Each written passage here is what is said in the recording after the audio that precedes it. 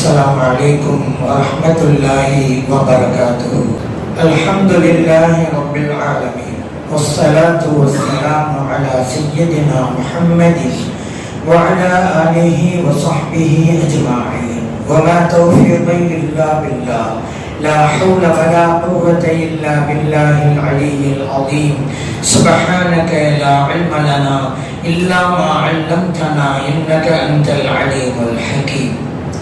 கண்ணியத்துக்குரிய பெரியோர்களே, அன்பார்ந்த சகோதரர்களே, நம்மை எல்லாம் மகிழ்விக்கின்ற, உலகத்திலே இருக்கக்கூடிய முஸ்லிம்கள் எல்லாம் சந்தோஷப்படுகின்ற புனிதமான ரபீஉல் அவ்வல் மாதம் நம்மை நெருங்கிவிட்டது. ரபீஉல் அவ்வல் என்று சொன்னாலே உலகத்திலே வாழ்கிற முஸ்லிம் பெருமக்கள் எல்லாம் குதூகலம் அடைகிறார்கள். காரணம், இந்த ரபீஉல் அவ்வல் மாதத்தால் தான் எங்களுக்கு இஸ்லாமே கிடைத்தது. இந்த மாதத்தால் தான் எங்களுக்கு குர்ஆனே கிடைத்தது. இந்த மாதத்தில் தான் எங்களை படைத்த இறைவன் என்று நாங்கள் புரிந்து கொண்டோம். அவனை வணங்குகின்ற நற்பாக்கியத்தையும் பெற்றோம். காரணம், இந்த ரபீஉல் அவ்வல் மாதத்தில் தான் நம் உயிரிலும் மேலான கண்மணி நாயகம் ஸல்லல்லாஹு அலைஹி வஸல்லம் அவர்கள் பிறந்தார்கள். இன்றைக்கு நாம் பெற்றிருக்கிற எல்லா நிஅமத்துகளும் கண்மணி நாயகம் ஸல்லல்லாஹு அலைஹி வஸல்லம் அவருடைய வருகையால் நமக்கு கிடைத்தது என்றால், அந்த நபி ஸல்லல்லாஹு அலைஹி வஸல்லம் அவர்களை நமக்கு தந்தது இந்த ரபீஉல் அவ்வல் மாதம் தான். ஆகவேதான் இந்த மாதம் வந்துவிட்டாலே இனம் புரியாத மகிழ்ச்சியிலே திளைக்கிறார்கள் உலக முஸ்லிம்கள் எல்லாம். மற்றவர்கள் எல்லாம் பிறந்ததற்கு பிறகு அதிசயத்தை நிகழ்த்துவார்கள். ஆனால் எங்கள் உயிரிலும் மேலான கண்மணி நாயகம் ஸல்லல்லாஹு அலைஹி வஸல்லம் அவருடைய பிறப்பே அதிசயமாக இருந்தது. மற்றவர்கள் எல்லாம் பிறந்ததற்கு பிறகு பேசப்படுவார்கள். ஆனால் எங்கள் உயிரிலும் மேலான கண்மணி நாயகம் ஸல்லல்லாஹு அலைஹி வஸல்லம் அவர்கள் இந்த உலகத்திலே பிறப்பதற்கு முன்னாலேயே பேசப்பட்டவர்கள். அப்படிப்பட்ட நபி ஸல்லல்லாஹு அலைஹி வஸல்லம் அவர்களை இந்த உலகத்திற்கு தந்த புனித மாதம் ரபீஉல் அவ்வல் மாதம். ஆகவேதான் உலக முஸ்லிம்கள் மகிழ்ச்சியோடு இருக்கிறார்கள். எல்லா இடங்களிலும் மீலாது பெருவிழாக்களை நடத்துவார்கள், மௌலிது மஜ்லிஸ்களையும் நடத்துவார்கள். இரண்டுமே நபி ஸல்லல்லாஹு அலைஹி வஸல்லம் அவர்களை புகழ்வதுதான் என்பதையும் நாம் கவனத்திலே கொள்ள வேண்டும். நபி ஸல்லல்லாஹு அலைஹி வஸல்லம் அவர்கள் மீது இன்றைக்கு மீலாது பெருவிழாக்கள் நடத்தப்படுகிறது அல்லவா? காரணங்கள் என்ன? பல காரணங்கள். அப்படி நடத்தப்படுவதால் நமக்கு விளைகின்ற பலன்களும் பல உண்டு. முதலாவதாக எடுத்துக்கொண்டால், இறைவன் நமக்கு தந்த நிஅமத்தை நாம் எண்ணி பார்க்கிறோம். இறைவன் குர்ஆனிலே சொன்னான், வதுகுரு நிஅமத்தல்லாஹி அலைக்கும், அல்லாஹ் உங்களுக்கு தந்திருக்கிற நிஅமத்தை எண்ணி பாருங்கள். இன்னொரு வடத்திலே சொன்னான், வஅம்மா பிநிஅமத்தி ரப்பிக ஃபஹத்திஸ், இறைவன் உங்களுக்கு தந்திருக்கிற நிஅமத்தை மற்றவர்களுக்கு எடுத்து கூறுங்கள். இறைவன் தந்த அந்த நிஅமத்தை நபி ஸல்லல்லாஹு அலைஹி வஸல்லம் அவர்கள் என்கின்ற அந்த நிஅமத்தை எண்ணி பார்ப்பதற்குத்தான் மீலாது பெருவிழா. அந்த நிஅமத்தை மற்றவர்களுக்கு எடுத்து கூறுவதற்காகத்தான் மீலாது பெருவிழா. இந்த உலகத்தில் எத்தனையோ நிஅமத்துகளை நாம் பெற்றிருக்கிறோம். எல்லா நிஅமத்துகளையுமே இந்த வசனம் உள்ளடக்கும். உங்களுக்கு நான் தந்திருக்கிற நிஅமத்துகள் அனைத்தையும் எண்ணி பாருங்கள் என்பதுதான் இந்த வசனத்துடைய பொருள். குழந்தை செல்வங்கள் இறைவனுடைய நிஅமத்து தான், பொருள் செல்வங்கள் இறைவனுடைய நிஅமத்து தான், பட்டங்கள் பதவிகள் இறைவனுடைய நிஅமத்து தான், நாம் பெற்றிருக்கிற உடல் சுகங்கள் உடல் நலன்கள் எல்லாம் இறைவனுடைய நிஅமத்துகள் தான். அதை எண்ணி பார்க்க வேண்டும். ஆனால் இந்த நிஅமத்துகளில் எல்லாம் பிரதானமாக இருப்பது நபி ஸல்லல்லாஹு அலைஹி வஸல்லம் அவர்கள் என்கின்ற நிஅமத்து தான். காரணம், மற்ற நிஅமத்துகள் இல்லாவிட்டால் நம்முடைய மறுமை வெற்றிக்கு அது தடையாக இருக்காது. ஒருவரிடம் பொருள் செல்வம் இல்லைன்னு வச்சுக்கிறங்க, அதனால மறுமையில வெற்றி பெற முடியாது நம்ம சொல்ல முடியுமா? முடியாது. ஒரு நாளுக்கு குழந்தை இல்லைன்னு வச்சுக்கிறங்க, அந்த நிஅமத்து இல்லைன்னு வச்சுக்கிறங்க, அதனால இவர் மறுமையில வெற்றி பெற முடியாது என்று சொல்ல முடியுமா? முடியாது. ஒரு ஆளுக்கு பதவிகள் பட்டங்கள் எல்லாம் இந்த உலகத்துல கிடைக்கல என்று வச்சுக்கிறங்க, அதனால மறுமையில வெற்றி பெற முடியாது என்று கூற முடியுமா? முடியாது, முடியாது, முடியாது. ஆனால் நபி ஸல்லல்லாஹு அலைஹி வஸல்லம் அவர்கள் என்கின்ற நிஅமத்து மட்டும் இல்லாது போனால் எண்ணி பார்க்கவே பயமாக இருக்கிறது. மறுமையிலே நம்மால் எப்படி வெற்றி பெற முடியும்? இஸ்லாம் கிடைத்தது அவர்கள் தானே, அவர்கள் மூலமாகத்தானே நம்மை படைத்து இறைவன் யார் என்றே நாம் அறிந்து கொண்டோம். இன்றைக்கு முஸ்லிம்களுடைய பெயர்களை சுருட்டிக் கொண்டு கண்ணியமாய் இந்த உலகத்திலே வாழ்ந்து கொண்டிருக்கிறோம் என்றால் காரணம் என்ன? இறைவனை வணங்குவதற்காக கோடான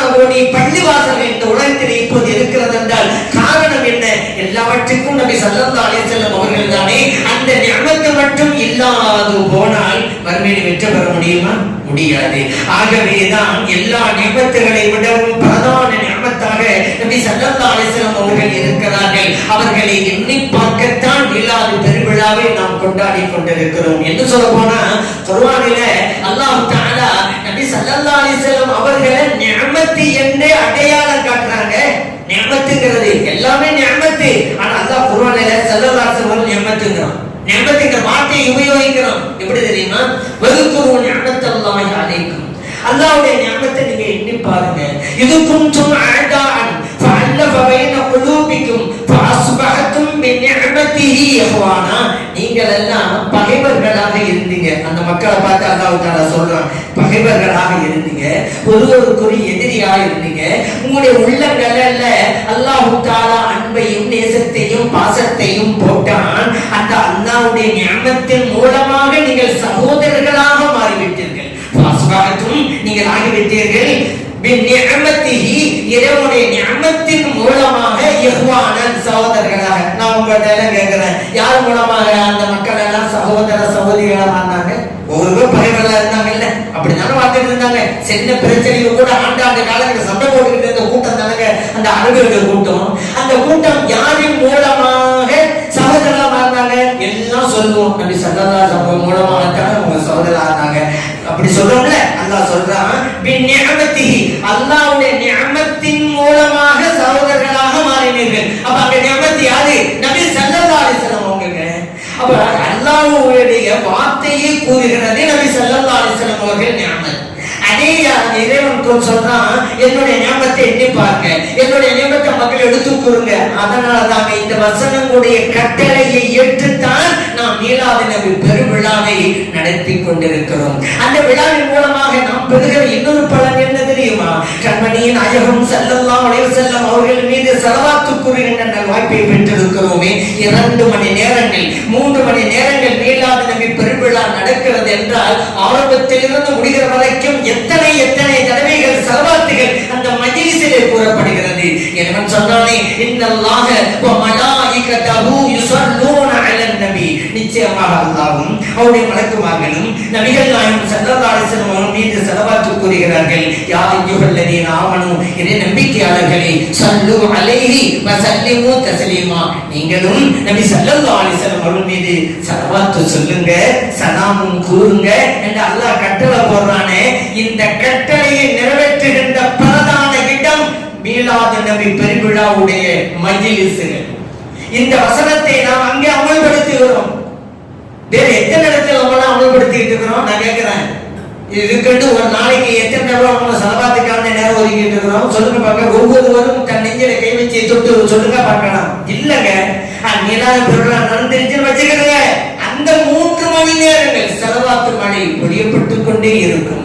மலக்குமார்கள் எல்லாம் அங்கே சுருந்து கொண்டிருப்பார்கள். எவ்வளவு பெரிய நற்பாக்கியம் மீலாது நபி பெருவிழாவை நடத்துவதால் நமக்கு கிட்டுகிறது என்பதை நாம் நினைவிலே கொள்வோம். அடுத்து இந்த விழாவின் மூலமாக நமக்கு கிடைக்கிற இன்னொரு பலன் என்ன தெரியுமா?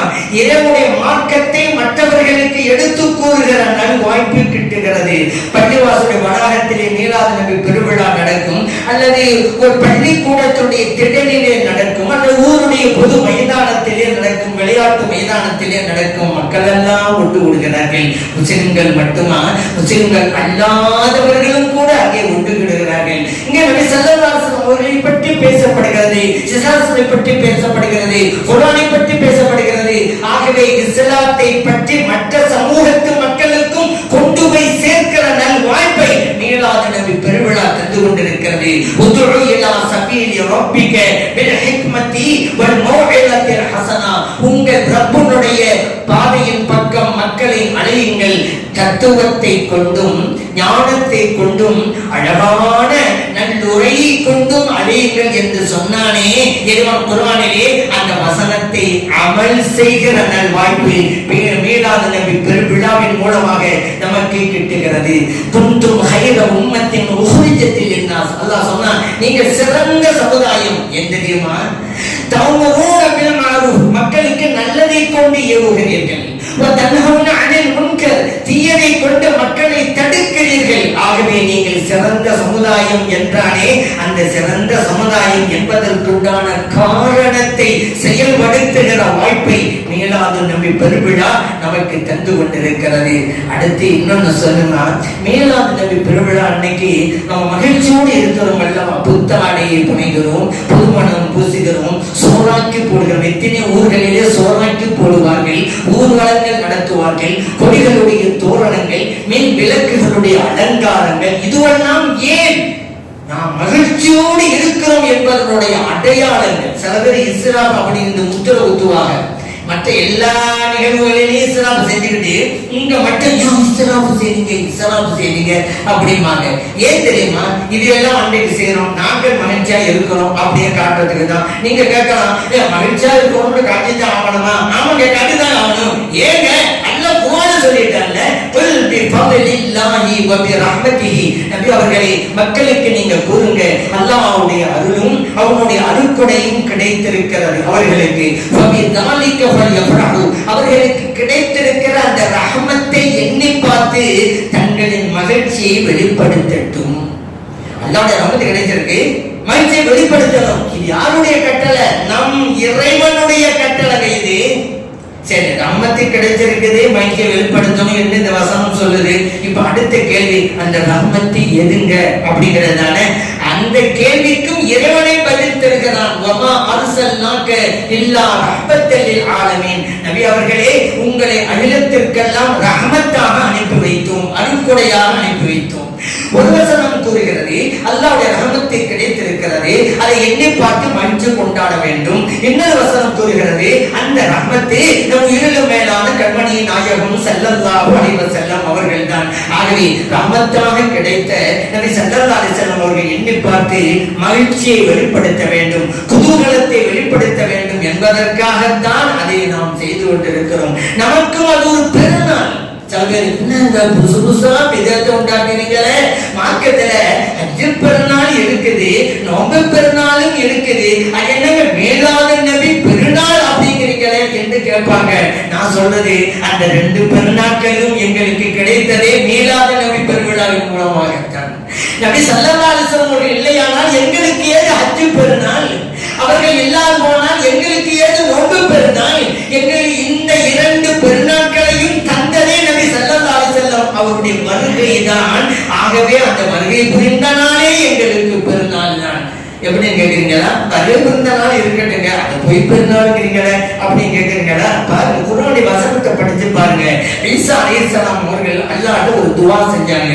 ரப்பனா அன்சில் அலைனா மாயிதத்தம் மினஸ் ஸமா. அல்லாஹ் குர்ஆன் சொல்லி காட்டுறான், இறைவனே சொர்க்கத்திலிருந்து உணவு தட்டை எங்களுக்கு இறக்கி வைப்பாயாக. அப்படி இறக்கி வச்சா ததூன லனா ஈதன் லி அவ்வலினா வ ஆகிரினா. எங்களுக்கு இறக்கி வைக்கிற அந்த நாள் முன்னோர்களான எங்களுக்கும் எங்களுக்கு பின்னால் வருகின்ற மக்களுக்கும் பெருநாளாக அமையும் என்கிறார்கள் ஈசா அலைஹிஸ்ஸலாம் அவர்கள். இப்போ இங்க யோசிச்சு பாருங்க, இதே குர்ஆன்ல தானே இது இருக்குது, குர்ஆன்ல தானே இது இருக்குது. அப்ப நான் இப்ப என்ன கேட்கிறேன்னு சொன்னா, சொர்க்கத்து தட்டு இறங்கிய நாளே பெருநாளாக கொண்டாடப்படுவதற்கு தகுதி உள்ளது என்றால், அந்த சொர்க்கத்தையே வாங்கி தருகின்ற எங்கள் கண்மணி நாயகம் ஸல்லல்லாஹு அலைஹி வஸல்லம் அவர்கள் வருகை புரிந்த நாள் எங்களுக்கு ஏன் பெருநாளாக இருக்கக்கூடாது? எங்களுக்கு ஏன் திருநாளாக இருக்கக்கூடாது? சந்தோஷத்தின் வெளிப்பாடு தாங்க. அதனால அந்த அன்னைக்கு நம்ம கொடி கட்டுறது, சோறாக்கு போறது யாரும் சொல்ல மாட்டாங்க, சோறு தீர்றது தான் கொடி கட்டுறது, மின்விளக்கு போறது இஸ்லாம் மகிழ்ச்சியின் வெளிப்பாடுங்க. ஒரு வீட்டுல திருமணம் நடக்க போது பெயிண்ட் அடிச்சுட்டு இருப்பாங்க, அவங்க எங்க பெயிண்ட் அடிக்கிறீங்க இஸ்லாம் சொல்லுவீங்க. நீங்க ஏங்க திருமணம் உள்ள வீடு, மகிழ்ச்சி உள்ள வீடு, அதை வெளிப்படுத்துறதுக்கு தான் அந்த திருமணம் நடக்க போற வீட்டுல பெயிண்ட் அடிச்சுட்டு இருக்கிறாங்க. அங்க இஸ்லாம் சொல்லிங்களா? இஸ்லாம்ங்கிற வார்த்தை எடுத்தா நம்மளே யாரும் எத்தனையோ பல உயர்ந்த காரியங்களை செய்ய முடியாது. சாதாரணமாவே உங்க சட்டை எவ்வளவுங்க அப்படின்னு கேட்டா 1000 ரூபாய் சட்டைங்கிறாரு, இன்னொரு ஆளு 2000 ரூபாய் சட்டைங்கிறாரு. இஸ்லாம்ங்கிற வார்த்தை எங்கேயும் கொண்டு வரலாம்ல? ஏங்க அவ்வளவு ரூபாய் 300 ரூபாய் சட்டை விற்கிதா இல்லையா? ஆமா வாங்க, இன்னொரு 2 சட்டையை வாங்கி ஏழைகளுக்கு கொடுங்க. நீங்க 1000 ரூபாய் சட்டை போடுறீங்க, கேட்க முடியும் தானே? கேட்க முடியாதா? சரி, செப்பல் போடுறாங்கல்ல, 500 ரூபாய் செப்பல், ஏன் 100 ரூபாய்க்கு செப்பல் இருக்குதுல்ல, ஏன் 500 ரூபாய் செப்பல் போடுறீங்க? இதுவெல்லாம் இஸ்லாமா தெரியாது. சரி ஒண்ணும் வேணாம், ஒவ்வொரு வாரமும் ஞாயிற்றுக்கிழமை கறி எடுத்து சாப்பிடுறாங்கல்ல. ஒரு ஆள் போனாங்க, என்ன கறி? நீங்க ஆட்டு கறி எடுக்கணும், 1 கிலோ 1000 ரூபாய். இப்ப இதே இஸ்லாம்னு சொல்லலாமே. என் அண்ணனுக்கு எத்தனை ஏழைகள் கஷ்டப்பட்டு இருக்கிறாங்கல்ல, நீங்க காய்கறி வாங்கி சாலா குடிச்சு சாப்பிடக்கூடாதா? அது 300 ரூபாய் 400 ரூபாய் 500 ரூபாய் முடிஞ்சிருமே. ஏன் 1000 ரூபாய்க்கு கறி வாங்கி சாப்பிடுறீங்க? இஸ்லாம் அப்படி சொல்றதுக்கு வாய்ப்பு இருக்குதுல்ல. இந்த ஒவ்வொரு நாளும் அப்படி செஞ்சால் இஸ்லாம் ஆயிடும்.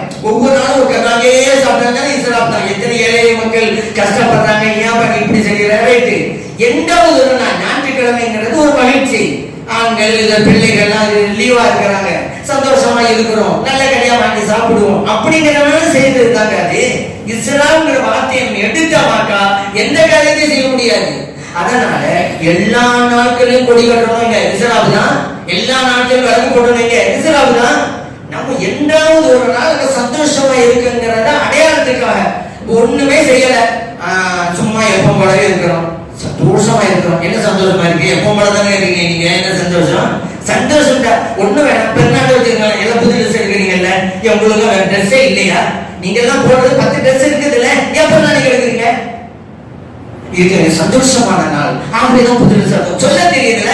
இஸ்லாம்னு பார்த்தாக்கா பெருநாளைக்கு புது ட்ரெஸ் எடுக்க கூடாது. உங்க வீட்டுல திருமணம் நடந்தாங்க எல்லாருக்கும் புது ட்ரெஸ். அது ஒரு ட்ரெஸ்ஸா? சில பேருக்கு 2 ட்ரெஸ் 3 ட்ரெஸ். இப்ப இந்த திருமணம் நடக்கிற வீட்டுல ஏன் அப்படி செய்றீங்க? இஸ்லாம் தானே.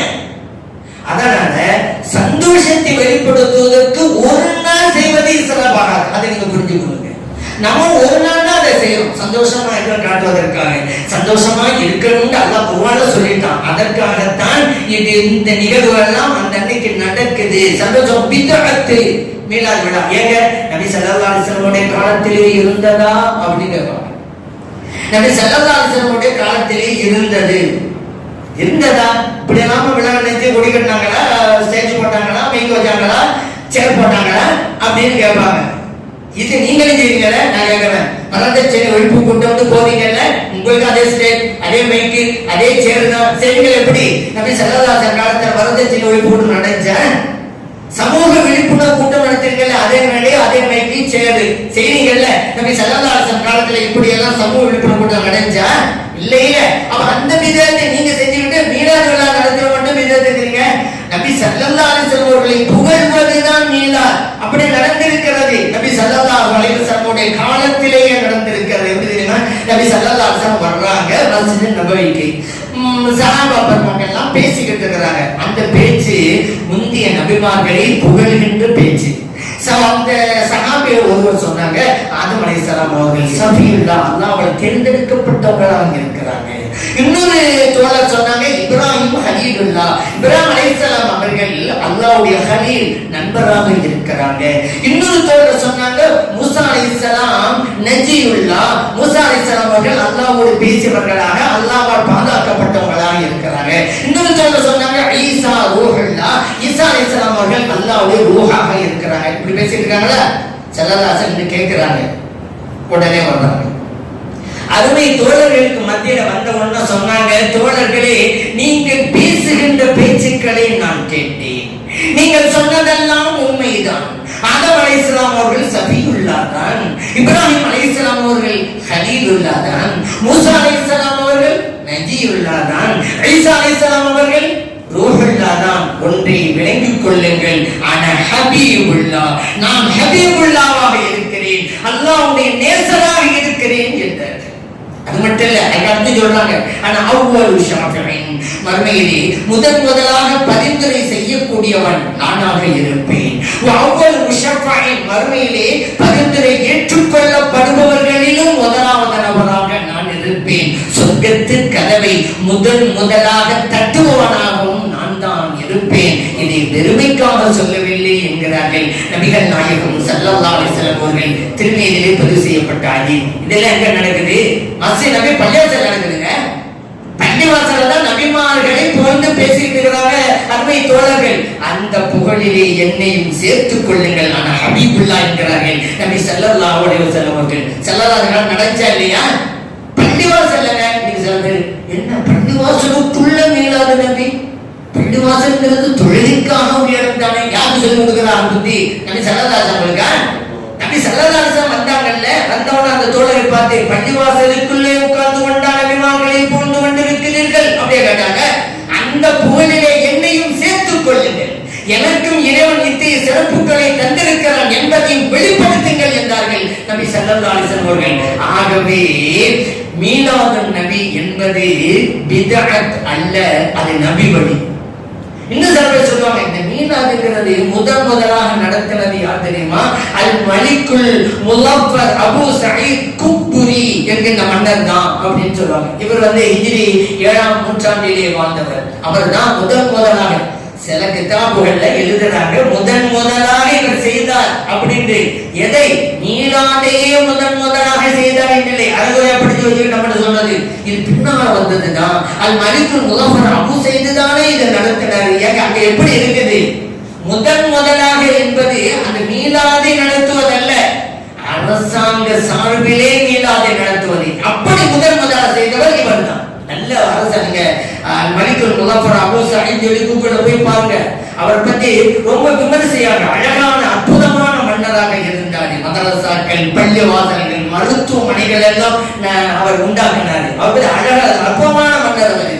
அவர்தான் இதை விருந்தோம்பலை 1000 ஆண்டுகளை அறுத்து, கோழிகளை அறுத்து குடிமக்களுக்கு விருந்தாக கொடுத்து சந்தோஷத்தை வெளிப்படுத்தினார். இப்படி செய்தது முதலாக இவர் தான். ஆனா நபி ஸல்லல்லாஹு அலைஹி வஸல்லம் அவர்களை புகழ்ந்து மீலாது கொண்டாடுறோமே, அது இப்ப அல்ல, அது ஸல்லல்லாஹு காலத்திலிருந்தே இருந்துகிட்டு இருக்கு. உதாரணத்துக்கு சொல்லவா, இது இப்ப அல்ல, முன்னாள் உலகாண்டு அல் இமாம் வாக்கிதி ரஹ்மத்துல்லாஹி அலைஹி 2ஆம் நூற்றாண்டு 3ஆம் நூற்றாண்டு இடையிலும் வாழ்ந்தவர்கள். அதே போல இப்னு ஆயித் ரஹ்மத்துல்லாஹி அலைஹி அவர்கள் 3ஆம் நூற்றாண்டிலே வாழ்ந்தவர்கள். அபூபக்கர் இப்னு அபி ஆசிம் ரஹ்மத்துல்லாஹி அலைஹி 3ஆம் நூற்றாண்டிலே வாழ்ந்தவர்கள். இது ஏன் சொல்றேன் தெரியுமா? ஸல்லல்லாஹு அலைஹி வஸல்லம் அவருடைய மீலாது நபி பெருவிழாவை கொண்டாடுவது கூடும் என்று தங்கள் கிதாபுகளிலே எழுதி இருக்கிறார்கள் அவர்கள். ஏன் மீலாது நபின்னு ஒண்ணு இருக்க போய்தானங்க அதை செய்யலாம் எழுதி வச்சாங்க 3ஆம் நூற்றாண்டிலே. இவர் அல் மலிக்குல் முலஃபர் 7ஆம் நூற்றாண்டில் மறைந்தவர் அல்லவா? இவர் தான் ஃபர்ஸ்ட் சொன்னா 3ஆம் நூற்றாண்டிலே வாழ்ந்த இமாம்கள் ஏன் இதை எழுதி வைக்கணும்? அப்போதே நடந்திருக்குன்னு தெரியுது, அதனால எழுதி வச்சிருக்கிறாங்க. உண்மையிலேயே முதலாக இந்த மீலாதை செய்தது யார் தெரியுமா? மீலாது என்னங்க? நபி ஸல்லல்லாஹு அலைஹி வஸல்லம் அவருடைய பிறப்பை கூறுவது. அதானே ஃபர்ஸ்ட் செஞ்சது யார் தெரியுமா? நம்மை படைத்த இறைவன். அவன் தாங்க முதலாக செஞ்சான். நம்ம எல்லாம் இந்த உலகத்துல படைப்பதற்கு முன்னாலே செஞ்சுட்டாங்க. இதை நான் சொல்லல, குர்ஆன் சொல்லி காட்டுகிறது. வைத அஹதல்லாஹு மீசாகன் நபியின், அல்லாஹ் தஆலா நபிமார்களை எல்லாம் கூப்பிட்டு ஒரு ஒப்பந்தம் செஞ்சான். எங்க ஆலமுள்ள அருவாகல இந்த மனித உடலுடன் வாழ்ந்துட்டு இருக்கிறோமே, நம்ம இந்த உலகத்தையே வரல. இறைவன் நம்முடைய ரூஹுகளை, ஆத்மாக்களை படைத்து வைத்திருந்தான். அந்த ஆத்மாக்களின் உலகத்திலே நபிமார்களை எல்லாம் அழைத்தான், ஒப்பந்தம் செய்தான். இது அஹதல்லாஹு மீசாகன் நபியின் லமா ஆதைதுக்கும் மின் கிதாபின் வ ஹிக்மத்தின் சும்ம ஜாஅக்கும் ரசூலுன் முஸத்திகுல் லிமா மஅக்கும். நபிமார்களே, உங்களுக்கு நான் வேதத்தை தருவேன், ஞானத்தை தருவேன், உங்களை உண்மைப்படுத்துகிற ஒரு ரசூலும் வருவார். உங்களை நபிமார்கள் எல்லாம் கடைசி நபி, உங்களை உண்மைப்படுத்துகிற இறை தூதர் ஒருவர் உங்களிடம் வந்தால் அவரை நீங்கள் ஏற்றுக்கொள்ள வேண்டும், அவருக்கு நீங்கள் உதவி செய்ய வேண்டும் என்று ஒப்பந்தம் செஞ்சுட்டு நான் செஞ்ச இந்த ஒப்பந்தத்தை நபிமார்களை ஏற்றுக்கொண்டிட்டீங்களா? அவங்க எல்லாம் சொன்னாங்க, ஏற்றுக்கொண்டோம் இறைவனே. என்ன எங்க நடக்குது? ஆலம் அருவால யார் சொல்றது? அல்லாஹ் எங்க? குர்ஆனில. போதுமா? அங்க அந்த நபிமானுடைய இடத்துல இறைவன் சொன்னது எதை பற்றி? இறை தூதர் ஸல்லல்லாஹு அலைஹி வஸல்லம் வருகையை பற்றி. அதானே மீறாது. இறைவன் வர போகிறார் என்று சொன்னா நாம எல்லாம் வந்தான்னு சொல்றோம், அவ்வளவுதானே. அது எப்படி தெரியாதாவும்? ஸல்லல்லாஹு அலைஹி வஸல்லம் அவருடைய வருகை அது மட்டும் இல்ல, ஈசா அலைஹிஸ்ஸலாம் அவங்க சொன்னாங்க, முபஷ்ஷிரன் பி ரசூலின் யரிதி மின் பஅதி இஸ்முஹு அஹ்மத். சொன்னாங்க, எனக்கு பிறகு ஒரு திருத்தூதர் வருவாங்க, அவங்களுடைய பேரு அஹ்மது. சொன்னது யார்? ஈசா அலைஹிஸ்ஸலாம். அவங்க கூட்டத்துக்கு அப்ப நபி ஸல்லல்லாஹு அலைஹி வஸல்லம் வருகை பற்றி முந்திய நபிமார்களும் கூறியிருக்கிறார்கள், மீலாதை சொல்லி இருக்கிறார்கள். அவர்கள் வரப்போகிறார்கள் என்று சொன்னார்கள், நாம் வந்தார்கள் என்று சொல்லுவோம், அவ்வளவுதான். இது எப்படி விதத்தாகும்? அல்லாஹ் செஞ்சது பிதாத். அல்லாஹ் செஞ்சதை நாம் செஞ்சா அவர் போயிடறாங்க, நம்ம வந்தாண்டோம், அது பிதாத்தா? ஈசா அவர் போயிடறாங்க, நம்ம வந்திருக்கிறாங்கிறோம், அது பிதாத்தா? குர்ஆன்ல சொல்லப்பட்டதை நாம் சொன்ன பிதாத்தா? நான் கேட்கிறேன். அதனால நபி ஸல்லல்லாஹு அலைஹி வஸல்லம் மீலாது நபி பெருவிழாவை நாம் கொண்டாடுவது என்பது இறை வழி. அல்லாஹ் அவரை செஞ்சது இறை வழி. அது அதே போல மஸ்ஜித் நபவியில சஹாபா பெருமக்கள் எல்லாம் புகழ்ந்து பேசுறாங்கல்ல, நபி வழி. இறை வழியையும் நபி வழியையும் பிதஅத் என்று சொல்றது எப்படிங்க? அதே போல நபி ஸல்லல்லாஹு அலைஹி வஸல்லம் பிறப்பு கொண்டு ஒரு சிறப்பு இருக்கிறது. இவங்களுக்கு சனியின் திங்கட்கிழமை, மற்ற 7 நாட்களை போன்று ஒரு நாள் தானே திங்கட்கிழமை. அதற்கென்று என் தனி மகத்துவம், தனி மாண்பு, தனி சிறப்பு, தனி மேன்மை ஏன் நபி ஸல்லல்லாஹு அலைஹி வஸல்லம் அவர்கள் பிறந்தார்கள் என்பதால்.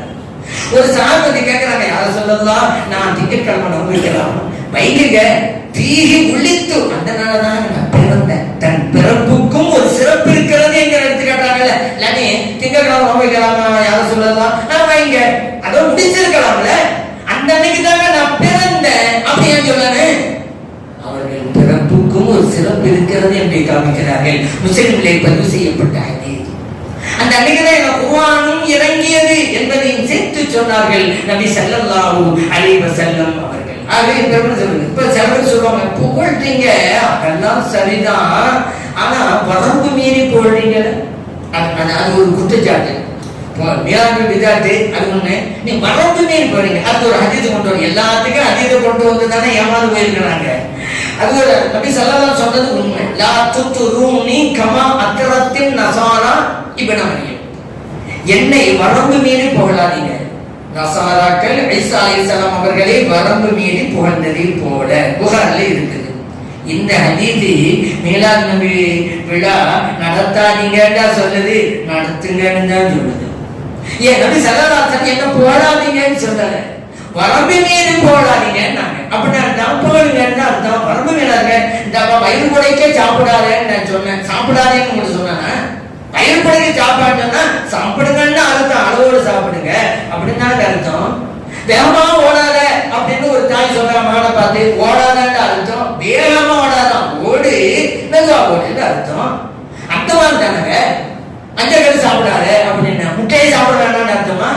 வெள்ளைக்கறி சாப்பிடுன்னு அர்த்தம். சொல்லும் பொழுது எதையும் சாப்பிடக்கூடாதுன்னா முட்டை சாப்பிடாதான்னு சொல்லியிருக்கலாமே. மஞ்சள் கரு சாப்பிடாதேண்டா வெள்ளை கரு சாப்பிடு அப்படி இருக்கிறது இல்ல.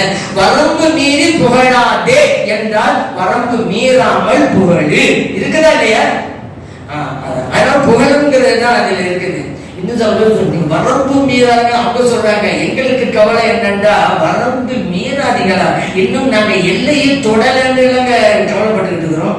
எல்லை கடக்காதீர்கள். செல்வ சொல்றாங்கல்ல, எல்லை தாண்டிய பயங்கரவாதம் செல்வ சொல்றாங்கல்ல, பாசிசவாதிகள்லாம் காவி கட்சிகள்லாம் அந்த மாதிரி எல்லை தாண்டாதீர்கள். எல்லை தாண்டாதீர்களா? எல்லையை இன்னும் நாங்க தொடலையேங்க, எல்லையை தொடவில்லையே என்று நாங்கள் கவலைப்பட்டிருக்கிறோம். எங்கள் பார்த்து எல்லை தாண்டாதீங்க. நபி ஸல்லல்லாஹு அலைஹி வஸல்லம் எவ்வளவுதான் புகழ்ந்தாலும் எல்லையை தொட முடியுமா? முடியாது. நபி ஸல்லல்லாஹு அலைஹி வஸல்லம் அவருடைய உண்மையான புகழை நம்மை படைத்த இறைவன் ஒருவன் தான் அறிவான். ஏதோ நமக்கு தெரிஞ்சதை வச்சு நம்ம புகழ்ந்துட்டு இருக்கோமே தவிர முழுமையாக அவர் புகழ முடியாது. வாழ்நாள் எல்லாம் போதாதே வல்ல நபிகளின் புகழ் பாட முடியாது. 1000 கவிஞர்கள் பிறந்தாலும் அவர்களின் புகழ் பாட முடியும். 1000 கவிஞர்கள் பிறந்தாலும் அவர்களின் புகழ் பாட முடியும், பாடி முடியாது.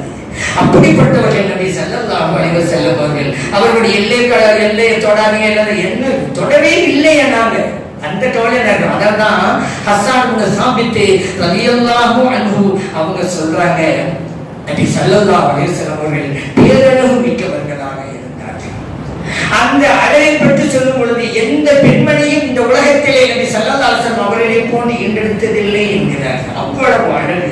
சொன்னா சொல்லிக்கிட்டே போக முடியாதான். உன் நினைவுல வைங்க, நபி ஸல்லல்லாஹு அலைஹி வஸல்லம் அவர்களுக்கு மேலாண்மை பெருவிழா நடத்துறோம், அவங்கள புகழ்றோம் அப்படின்னு சொன்னா நாம புகழ்ந்துதான் அவருடைய புகழ் இனி உயர போகிறது, அவருடைய சிறப்பு இனிமேல் அதிகமா போகிறது என்பதல்ல.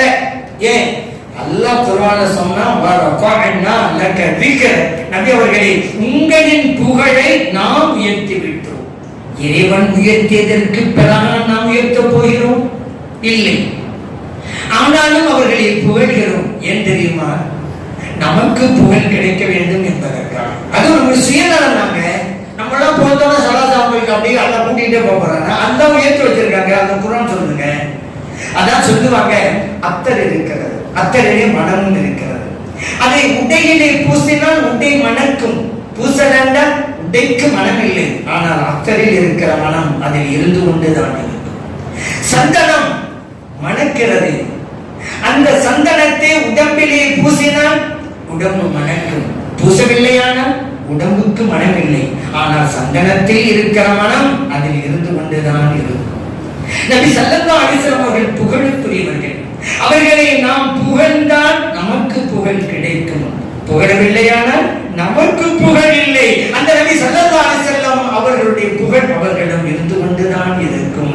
காரணம், அவர்கள் முஹம்மது ஸல்லல்லாஹு அலைஹி வஸல்லம் எப்படி ஒரு அழகான பெயரை சூட்டினா தெரியுமா? புகழுக்குரியவர்கள். மறுமை நாளில் எனக்கு லிவாவுல் ஹம்த் என்கிற புகழ் கொடி வழங்கப்படும். அல்லாஹ் குர்ஆன்ல சொன்னா, அஸா அன் யபஅஸக ரப்புக மகாம மஹ்மூதா. நபி அவர்களே, நாளை மறுமையிலே உங்களை புகழுக்குரிய இடத்திலே நாம் அமைத்து வைப்போம். அவருடைய பெயர் முஹம்மது ஸல்லல்லாஹு அலைஹி வஸல்லம், புகழுக்குரியவர்கள். மறுமையில் அவருக்கு வழங்கப்படக்கூடிய கொடி லிவாவுல் ஹம்த், புகழ் கொடி. மறுமையில் அவர்கள் இருக்க போகிற இடம் மகாம் மஹமூத், புகழுக்குரிய இடம். ஒட்டுமொத்த புகழுக்கு சொந்தக்காரர்கள் கண்மணி நாயகம் ஸல்லல்லாஹு அலைஹி வஸல்லம். அவர்களே நாம் புகழ்ந்தால் நமக்கு புகழ் கிடைக்கப் போகிறது. ஆகவேதான் நாம் புகழ்கிறோம். அப்படி கியாமத் நாள் வரைக்கும் நாம் இருக்கும் காலமெல்லாம் நாயகத்தை, அந்த ஸல்லல்லாஹு அலைஹி வஸல்லம் அவர்களை புகழ்வோம். அந்த நற்பாக்கியத்தை இறைவன் நமக்கும் நமது பிள்ளைகளுக்கும் நமது குடும்பத்தை அனைவருக்கும் தந்தல்வானாக. ஆமீன். அல்ஹம்துலில்லாஹி ரப்பில் ஆலமீன்.